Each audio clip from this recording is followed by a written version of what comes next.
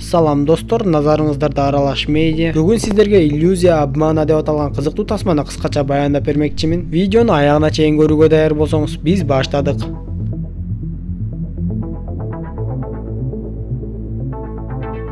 Тасманын башында Дэн аттуу көз боемочуну көрөбүз. Ал көчөдө адамдарга карта менен фокус көргөзүп, адамдар тандаган белгисиз картаны аныктап, бийик имараттын бетине көргөзүп койду. Анын бул ишине элдин баары таң калып, элдин арасында жүзү көрсөтүлбөгөн бир адам аны байкап турганын көрөбүз. Кийинки көрүнүштө башка шаарда Мерит аттуу гипнозчу жана көз боемочу өзүнүн жөндөмү менен акча таап жатат. Ошол эле учурда аны сырттан жанагы жүзү көрсөтүлбөгөн адам байкап турат. Кийинки каарманыбыз Джек ал дагы бул кезде көз боемочулук менен алектенип, бирок анын фокусунун сырын элдер дароо эле таап алгандыктан элдерге уят болбой ал жактан чыгып кетти. Ошол учурда ал жерде да жанагы жүзү көрсөтүлбөгөн адамдын жүргөнүн байкайбыз. Ал эми кийинки көз боемочу Хенли бул кезде эл алдында кооптуу фокустардын бирин аткарып жатат. Ал элдерди таң калтырып жатканда жанагы жүзү көрсөтүлбөгөн адам ал жерде да турганын көрөбүз. Ушул окуялардан кийин көз боемочулар түшүнүксүз себептерден улам чөнтөктөрүндө пайда болгон көздүн сүрөтү бар картаны табышты. Ал картада иллюзиянттарга чакырык жазылган эле. Алар картада берилген дарекке берилген убакытта келишип, ошол жерден 4 иллюзиянт бири-бири менен таанышып калышты. Бирок алар келген даректин эшиги бек болгондуктан кез келген кулпуну оңой эле ачып койгон Джек кулпуну ачып берди. Алар үйдүн ичине киришип, кызыктай нерселерди көрүштү. Ал аңгыча эле бир аппараттын жардамы менен бөлмөнүн ортосунда голограмма пайда болуп, 4 иллюзиянт алдыда укмуштуудай пландалган иштер бар экенин түшүнүп калышты. Арадан 1 жыл өтүп, жанагы 4 иллюзиянт 4 атчан деген каймана ат менен белгилүү болуп, өздөрүнө көптөгөн элдердин назарын бурдуруп, жөндөмдөрү менен шоу уюштуруп жатканын көрөбүз. Көп адамдардын арасында Брэдли аттуу адам фокусниктерди видео жазууга түшүрүп жатканын көрөбүз. Ал эми фокусниктер болсо сандардын жардамы менен имараттын ичиндеги кез келген орундукту аныктап, фокустук менен бир адамды тандап алышты. Фокусниктер ал адамдан сиз кайсыл банкты тоногуңуз келет эле деп сурашса, ал адам Париждеги чоң банктардын биринин аталышын айтты. Анда Дэн ал адамга биз сизди банкты ушул шаардан эле тандайт го деп ойлогонбуз. Бирок бул биз үчүн маселе деле эмес. Париждеги банк болсо аны деле тоной бересиз деп ал адамды ортого чакырышып, бир аппараттын ортосуна тургузуп коюшту. Ал ортодо фокусниктер өздөрүнүн демөөрчүсү болгон Артур Бреслер аттуу миллионердин атын аташып, эл алдында ага демөөрчүлүгү үчүн ыраазычылыгын билдиришти. Андан соң эле жанагы адамдын сыртынан жаап, бир заматта эле жок кылып жиберишти. Дароо эле жанагы адам Париждеги банктын ичинде пайда болуп калып, анын маңдайында көптөгөн суммадагы акчалар турду жана аны баардык элдер камерадан көрүп турушту. Фокусниктер ага үйрөткөндөй ал адам башындагы аппаратты басып жиберсе, жанагы акчалардын баардыгы жогору тарапка сорулуп кете баштады. Ал акчалар агылып барып, жанагы имараттын төбөсүнөн адамдарга чачыла баштады. Ал жөнүндө кабардар болгон банк кызматкерлери сейфке кирип эле акчаны таппай калышты. Бул иш ФБРдин тыңчысы Родс жана Интерполдун тыңчысы Алмага тапшырылды. Алар жанагы банктын сейфине кирген адамды таап, бирок андан эч кандай түшүндүрмө ала алышкан жок. Бир кезде ал адам тура калып эле скрипкада ойной баштады. Биз ошол жерден ал адам дагы эле гипноздо экенин түшүнөбүз. Андан соң алар ээн эркин жүргөн фокусниктерди кармап келишип, тыңчылар Мериттен сурак алалы деп кирип барышканда, Мерит дароо эле алардын ойлорун окуп, өздөрүн кошо гипноздой баштады окшойт. Андан пайда чыкпай калган соң тыңчылар Дэнден сурак алышып, бирок тыңчылар фокусниктердин банкты кантип тоношконун таакыр эле түшүнө алышпай, аларга бир да факт менен далилдей албай коюшту. Анда ачуусу келген тыңчы Родс мен силердин ишиңерди баары бир далилдеймин деп кыйкырып баштаса, Дэн колунда турган кишенди Родско ыргытып, Родс кишенделип калды. Ачкыч болсо ал жердеги суусундуктун ичинде болуп чыкты. Андан соң Дэнни Родско кармап, сен бизди эч качан кармай албайсың. Анткени биз ар качан сенден бир кадам алдыга жүрөбүз деп айтты. Эми тыңчылардын эч кандай далил жок болгондуктан фокусниктерди кое бергенге аргасыз болушуп, андан кийин Родс жана Алма жанагы элдердин арасында отурган Брэдли аттуу адамды таап келишти. Көрсө Брэдли дагы бир кездерде атактуу фокусник болуп, азыркы күндө болсо фокусниктердин жасаган фокустарынын сырын ачып, аларды ашкерелөө менен алектенет экен. Тыңчылар андан жардам сурагандыктан Брэдли аларга макул болуп, аларды ошол шоу өткөн жерге алып барып, фокусниктер банкты кантип тоношконун баамдап айтып берди.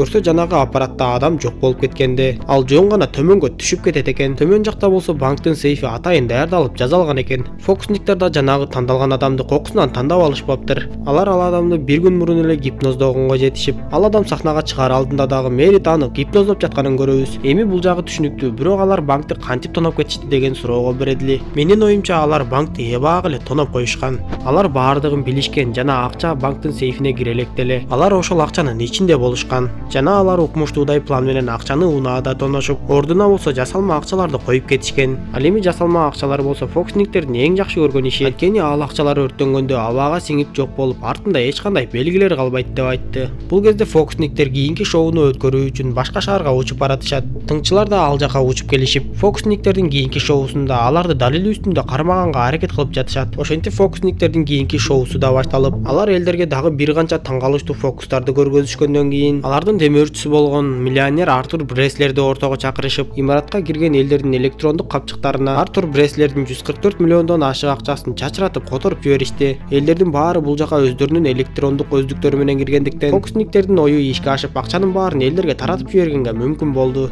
Андан соң фокусниктер элдерге бир кезде Артур Бреслердин камсыздандыруучу компаниясы баарыңарды алдап кеткен, катуу шамал болуп, баарыңардын үй жайыңар кыйрап калганда, анын камсыздандыруучу компаниясы силерге төлөп берген эмес, эми ошол акчаңарды эми алгыла деп айтып башташса, мунун баары фокус үчүн деп ойлоп жаткан Бреслер эч нерсе түшүнбөй калып, чындап эле анын эсебиндеги миллиондору жок болгонун түшүнүп, бирок бул кезде такыр эле кеч болуп калган эле. Эми фокусниктер элдер менен коштошуп кетип жатышканда, Тыңчы Роуз командасы менен аларды кармап калууга аракет кылды. Бирок фокусниктер даярдалган аркандары менен жогоруга көтөрүлүп качып кетишти. Фокусниктер план боюнча качып жөнөшүп, тыңчылар аларды кубалашып, бирок таба албай калышты. Фокусниктерге алданып калган Артур Бреслер Бредлиге келип, мен сага жакшы суммадагы акча төлөп берем. Сен жанагы фокусниктердин жазасын берип, алардын фокусунун сырын ачышың керек деп айтты. Кийинки көрүнүштө тыңчы Алма Роцко карапайым элге жардам берүү үчүн иллюзионизмди колдонгон Ока деп аталган сыйкырчылардын жашыруун тобун айтып, ал жөнүндө китепти көрсөттү. Андан кийин Роц өз телефонунда кандайдыр бир чиптин орнотулганын аныктап, фокусниктер ушул убакка чейин анын баардык телефондо сүйлөшүүлөрүн угуп жүргөнүн билди. Анын сурак учурунда Дэн орнотуп койгонго жетишиптир. Эми тыңчы Роц ошол эле чип аркылуу фокусниктердин өздөрүнүн жайгашкан жерин таап алып, адамдар менен барып ал аймакты курчап калышты. Бирок ар качан бир кадам алдыда жүргөн фокусниктер кайра эле качып кетүүгө жетишип, бөлмөдө бир гана Джек өздөрүнүн изин тазалоо үчүн калган эле. Ал шамдагайлык менен бир адамды байлаганга жетишип, тыңчы Роц менен да кармашып, ал жердеги бир иш кагазды алып качып кеткенге жетишти. Ал бир унааны айдап качып, тыңчы Роц менен Алма жана башка адамдар артынан кубалап жөнөштү. Катуу ылдамдык менен барып көпүрөгө жеткен кезде Джектин унаасы ала салып эле тоголонуп кетти. Тыңчы Роц дароо эле унаага чуркап, бирок бул кезде унаа күйүп баштады. Ал Джекти алып чыкканга мүмкүн болбой, бирок ал алып кеткен иш кагазды алып алганга үлгүрдү. Тыңчы Роц ал иш кагазды карап, фокусниктер дагы бир чоң суммадагы акчасы бар сейфти уурдаганы жатышканын билип калды. Ал ортодо ФБРдин башка тыңчысы тыңчы Роцко келип, сен бул ишти аябай эле начар алып барып жатасың. Сыягы фокусниктер сени да гипноздоп коюшкан окшойт. Эми бул ишти мен дагы алып барам деп айтты. Андан кийин тыңчы Роц башка ФБРлердин күзөтүндө турган жанагы фокусниктер уурдаганы жаткан сейфке келип эле аны таппай калышты. Башчысы ал жердеги күзөтчүлөрдөн сейфтин кайда экенин сураса, күзөтчү башчысына сиздин буйругуңуз боюнча сейфти азыр эле алып кетишти деп айтты. Башчысы болсо мен андай буйрук берген эмесмин деп айтып жатып эле, ал дагы скрипканы элестетип ойной баштады. Тыңчылар ал адамдын да гипноздолгонун түшүнүп, күзөтчүдөн унаанын кайда кеткенин сурап эле артынан жөнөштү. Бул кезде фокусниктер эл менен коштошуу максатында акыркы жолу шоу уюштуруп, кеткени жатышкандарын айтып YouTube'га видео чыгарып жиберишти. Тыңчылар уурдалган сейфтин артынан жүрүп отурушуп, унаа кайсыл жакка барса ошол жакка чейин барып фокусниктер менен бирге кармоону чечишти. Бирок тыңчылар бул жолу да алданышып, ал сейфтин ичинде эч кандай акча жок экенин көрүштү.